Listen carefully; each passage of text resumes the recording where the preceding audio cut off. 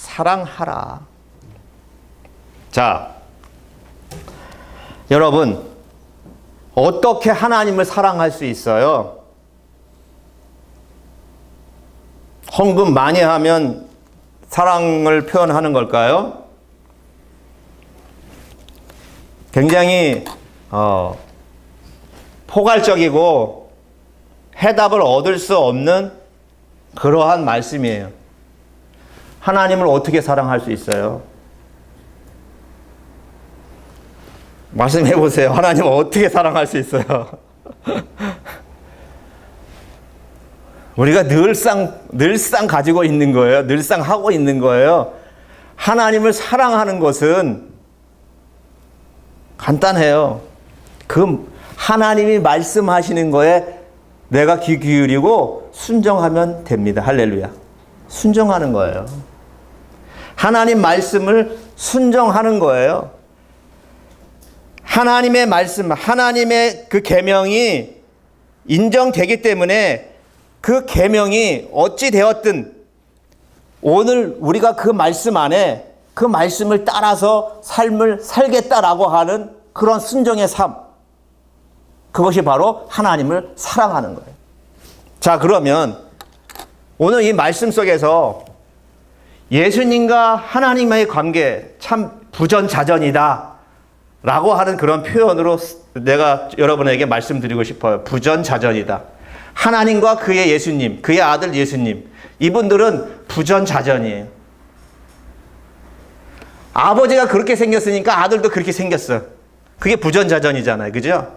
아버지가 못된 놈이니까 아들도 못된 놈이야. 그게 부전자전이라고요. 못된 놈을 얘기하는 건 아니고 아버지가 사랑이기 때문에 아들도 사랑이었다. 아버지가 사랑을 실천하기 때문에 아들도 그 사랑을 실천하였다. 그 내용이에요. 자, 보세요. 하나님은 뭐다? 사랑이다. 저는 우리 그 막내가 저 코스타 갔다 와갖고 책을 하나 저한테 줬어요. 성경을 보는 눈이라고 하는 책인데 제가 쭉 읽어봤어요. 맞는 이야기예요. 거기 다 맞는 이야기인데 저는 이렇게 성경을 이렇게 보라고 누구든지 저한테 성경을 어떤 시각으로 보시길 원하십니까? 라고 저한테 질문을 한다면 이렇게 얘기할 거예요. 내가 그 책을 보면서 내가 성경을 보는 눈이라고 하는 책을 내가 써야 되겠다는 생각을 했어요. 그건 저 나름대로의 신학이기 때문에 성경은 사랑의 시각으로 봐야 된다. 사랑의 시각. 왜? 하나님이 사랑이기 때문에. 하나님의 눈이 사랑의 눈이에요. 그렇기 때문에 그 사랑의 시각으로 성경을 읽어나가고 성경을 풀어나간다면 안 풀릴 내용이 없다는 얘기죠. 덧붙여서 성경은 구속사적인 관점에서 성경을 읽어야 돼요. 저는 이 두 가지. 구속사와 사랑의 시야. 사랑의 관점. 아버지의 사랑의 관점, 아들의 사랑의 관점, 그 관점으로 내가 창세기부터 요한계시록까지 성경을 읽어간다면 분명히 거기에 큰 메시지가 있고 은혜가 있을 것이다. 왜냐하면 하나님은 사랑이기 때문에. 그래서 저는 여러분들한테 계속해서 자주 그런 얘기, 하나님의 사랑에 대해서 말씀을 드리잖아요. 제가 보는 관점이 그 관점이기 때문에 그 관점을 벗어나지 않아요. 그 관점을 벗어나게 되면 제가 억셉이 되지 않기 때문에 사랑의 관점으로 다 보는 거예요.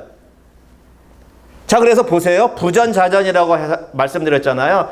하나님과 그의 아들 예수 그리스도는 부전자전이에요. 어떻게 부전자전이냐?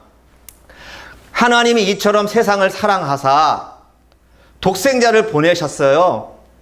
그러면 하나님께서 이웃을 사랑하라고 하는 그 말씀을 실행하신 거예요. 아버지가 말씀하시는 그 말씀이 사랑이기 때문에 사랑의 실천을 이루기 위해서 아들 예수 그리스도를 당신들의 자녀, 당신들의 이웃을 위해서 내주셨다는 얘기예요. 그 사랑의 완성이잖아요. 그분이 십자가의 죽으심으로 말미암아 세상에 보내심으로 말미암아 하나님의 사랑이 극에 달하는, 하나님의 사랑이 완성되어지는 그런 현장이라는 얘기죠. 그래서 아들은 지금 뒤에 되어질 일을 예견하면서 자신이 그 이웃을 위해서 십자가에 죽을 거와 또 그리고 아버지의 말씀을 순종하는 것에 대한 말씀으로 첫째는 하나님을 사랑하는 거고 둘째는 내 이웃을 내 몸과 같이 사랑하는 것이다. 이에서 더 큰 계명이 있다 없다? 없다.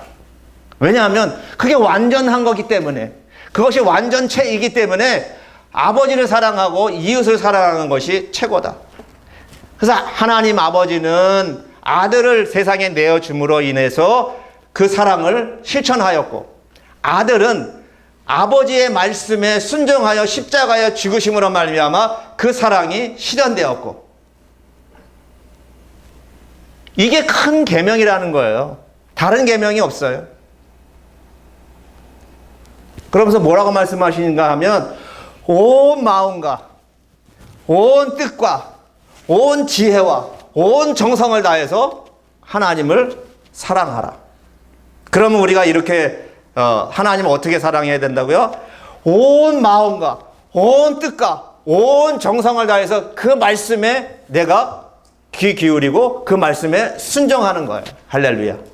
그게 사랑하는 거예요. 아들이 아빠 사랑합니다. 엄마 사랑합니다. 라고 늘 그렇게 고백을 합니다. 그런데 아버지가 아들아 오늘 내가 어떤 일을 너한테 요청할 테니 그것 좀 했으면 좋겠다 라고 할 때 그 아들이 아버지를 사랑한다면 네 아버지 하겠습니다 라고 해야 한다는 얘기예요. 사랑하는 자는 그의 음성을 들어요. 사랑하는 자의 음성을 들어요. 저와 여러분이 하나님을 사랑하고 하나님이 저와 여러분을 사랑하신다라고 하면 내가 하나님 앞에 음성을 바라고 하나님이 나에게 음성을 바랄 때 서로 주고받을 수 있는 그분이 내 음성을 들을 것이고 내가 그분의 음성을 들을 수 있어야 한다는 얘기죠. 그런데 우리는 때때로 일방적으로 우리의 이야기만 계속 올려보낼 때가 있지요.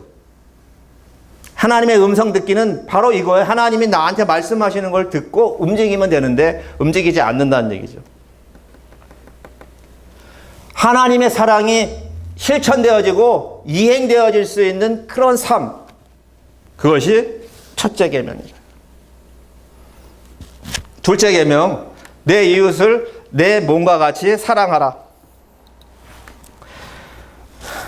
물어 없어요? 두 번째로 중요한 계명은 이것이니 내 이웃을 내 몸과 같이 사랑하라. 이 계명들보다 더 중요한 계명은 없다. 왜 자꾸 계명들이라고 할까요? 율법 학자이기 때문에 이야기하는 거예요. 뭐 몇 발자국 가면 안식일에 몇 발자국 가면 안 되고 안식일에 뭐 하면 안 되고 뭐 하고 하는 율법 학자는 그걸 맨날 연구하고 그걸 만드는 거예요. 네가 알고 있는 많은 계명들 중에 가장 중요한 계명은 이거야. 그러니까 도구 사운드 하지 말고 이 말씀 잘 들으라는 얘기예요. 예수님이 이미 그 율법학자의 마음을 다 알고 읽고 있는 거예요. 딴소리 하지 말어. 가서 이렇게 하나님을 사랑하고 이웃을 사랑하는 그 삶을 살아. 이게 가장 큰 계명이야.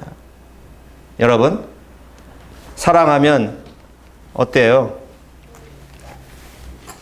하은이 아빠, 사랑하면 어때요? 엔돌핀이 나오잖아요. 사람이 미쳐요. 그래서 사랑할 때, 연애할 때 뭐라고 합니까? 저 하늘에 별도 따다 준다고 하잖아요. 이게 다 사기거든요. 그런데 또 믿어요. 사랑하면 여러분, 보링하지 않아요. 어떤 그 외국 애가 우리 일하는 집에 아이가 있는데 걔가 목사님 손주예요. 목사님 키위 목사님 손주예요. 근데 지 엄마한테 그렇게 얘기했대. 엄마, 해부는 참 보링할 것 같아요. 그랬대요. 그 어린아이의 생각으로는 보링할 거라고 생각이 들었어요. 우리도 아마 천국은 심심하지 않겠어? 라고 생각할 수 있어요. 근데 여러분, 사랑하면 보링하지 않아요. 그쵸, 데이비? 사랑하면 보링하지 않아요. 심심하지 않아요. 따분하지 않아요. 사랑하면 힘이 생기고, 사랑하면 내 안에 없던 능력까지 나타난다고요. 어떻게 사랑하라고? 온 마음과 온 뜻과 온 지혜와 온 정성을 다해서 뭐 하라? 내 이웃을 내 몸과 같이 사랑하라. 그럼 하늘의 별도 따다 줄 수 있고요. 개천에 들어가서 보석을 찾아낼 수도 있어요. 어떻게? 자기 자신과 같이. 감사합니다. 자기 자신을 위해서 뭐 코스메틱으로 막 조장도 하고 미용을 위해서 하기도 하고 하잖아요. 때로는 자기 자신을 위해서 모든 것을 다해서 서포팅하는 그러한 삶을 살잖아요. 바로 그러한 마음으로, 그러한 삶으로, 그러한 지혜와 그러한 은혜로 이웃을 사랑하라는 거예요. 그냥 적당히 사랑하는 게 아니에요. 적당히 그냥 저 사람 필요하니까 내가 100불 도네이션 해야지, 이게 아니라는 얘기예요. 자, 여러분 손에 가시 조그만 게 하나 들어갔어요. 얼마나 불편해요. 그걸 빼야 되잖아요. 그런데 우리는 이웃을 사랑함에 있어서 대충 한다는 얘기죠. 이 정도면, 뭐 저도 그래요. 이 정도면 되지 않겠어? 그 사람과 나와의 관계가 이 정도밖에 안 되겠지? 라고 생각하여